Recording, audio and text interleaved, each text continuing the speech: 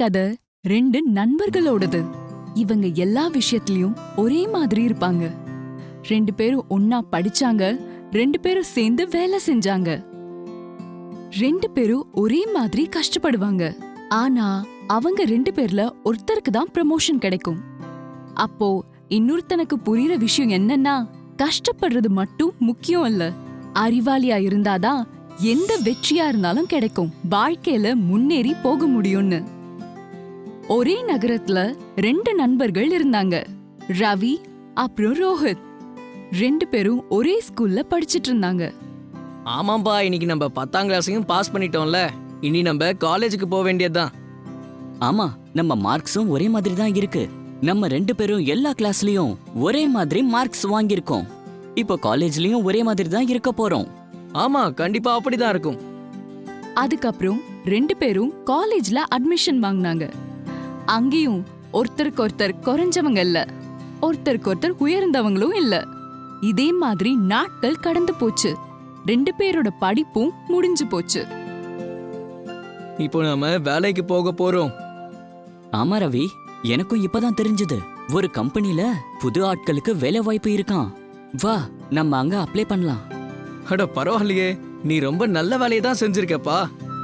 அப்புறம் ரெண்டு பேரும் ஒரே இடத்துல வேலைக்கான அப்ளிகேஷனை போட்டாங்க. ரெண்டு பேருக்கும் இன்டர்வியூ நடந்தது. அப்புறம் ரெண்டு பேருமே செலக்ட் ஆயிட்டாங்க.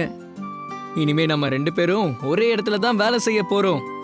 சரி, வீட்டுக்கு போய் அம்மா அப்பா கிட்ட இந்த சந்தோஷமான விஷயத்த பத்தி சொல்லுவோம். அப்புறம் ரெண்டு பேரும் அவங்களோட வீட்டுக்கு போய் அவங்களோட அப்பா அம்மா கிட்ட வேலை கிடைச்ச சந்தோஷத்தை சொல்றாங்க. இங்க பாருங்கப்பா, இனிமே நீங்க கவலைப்பட வேண்டிய அவசியமே இல்ல. ஏன்னா எனக்கு நல்ல ஜாப் கிடைச்சிருக்குப்பா. அவங்க அப்பா ரொம்ப சந்தோஷப்படுறாரு. சந்தோஷத்துல என்ன சொல்றாருன்னா, கண்ணா, மனசு வச்சு ரொம்ப கஷ்டப்பட்டு வேலை செய்யணும், சரியா? எனக்கு இந்த விஷயம் ரொம்ப சந்தோஷமா இருக்கு. சரிப்பா, நான் கண்டிப்பா நல்லா கஷ்டப்பட்டு உழைப்பேன். ரெண்டு பேரும் ரொம்ப சந்தோஷப்படுறாங்க. ரோஹித்தோட வீட்லயும் இதே மாதிரி சந்தோஷம் தான் நடக்குது. ரோஹித்தோட அம்மா அவங்களோட பையனுக்கு வேலை கிடைச்சிருக்குன்றத நினைச்சு ரொம்பவே சந்தோஷமா இருந்தாங்க. கண்ணா, இனிமே நீ ரொம்ப கஷ்டப்பட்டு ரொம்ப திறமையா வேலை செய்யணும், சரியா? கண்டிப்பா அம்மா.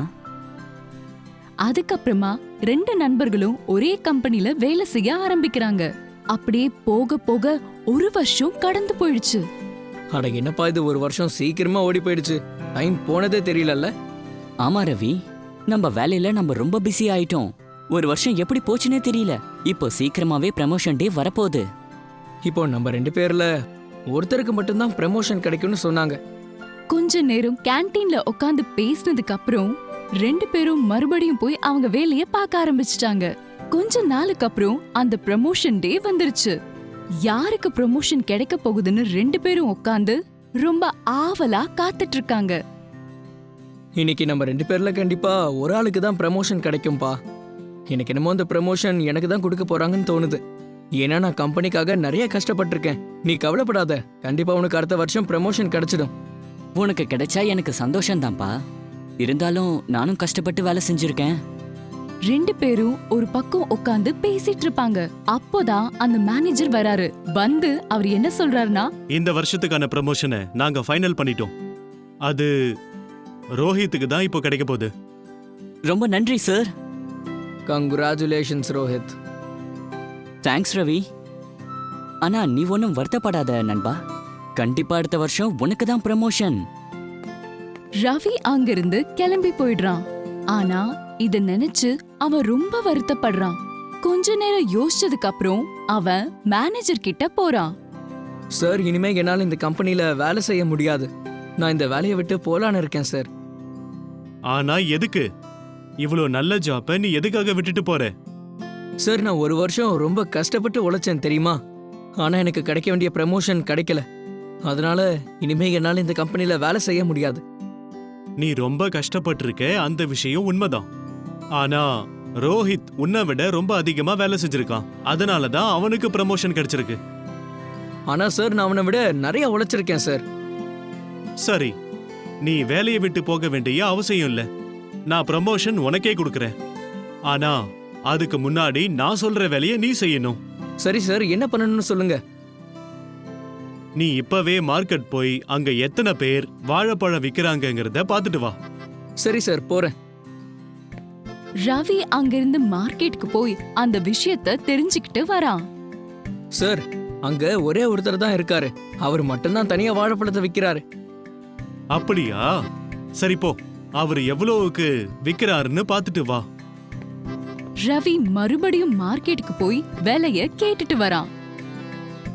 சார், அந்த வாழைப்பழத்தை விக்கிறவரு ஒரு டசன் 40 ரூபாய்க்கு விக்கிறாரு சார்.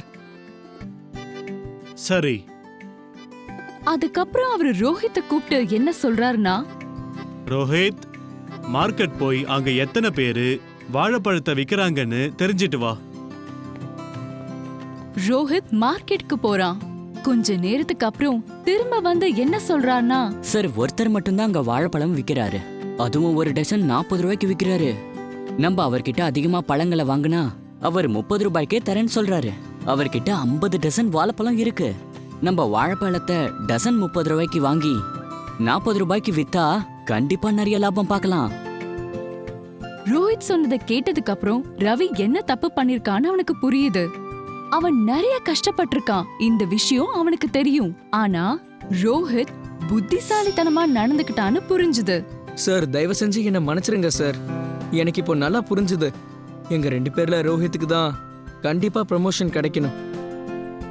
அதுக்கப்புறம் ரவியும் உழைக்கிறத தாண்டி அது கூட புத்திசாலித்தனத்தையும் பயன்படுத்திக்கிட்டு இருந்தான். அடுத்த வருஷம் அவனுக்கும் ப்ரமோஷன் கிடைச்சது. அதனால பசங்களா, இந்த கதையில இருந்து நம்மளுக்கு தெரியறது என்னன்னா, உழைக்கிறதால மட்டுமே நம்மளால எல்லாத்தையும் சாதிக்க முடியாது. நம்ம கஷ்டப்படுறதோட சேர்த்து எல்லாத்தையும் யோசிச்சு நம்ம புத்திசாலித்தனத்தை எல்லாத்துலயும் பயன்படுத்தணும்.